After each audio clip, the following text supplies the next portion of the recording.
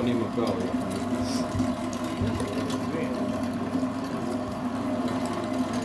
Šta neće imati ili to je bilo staro? Ima toga.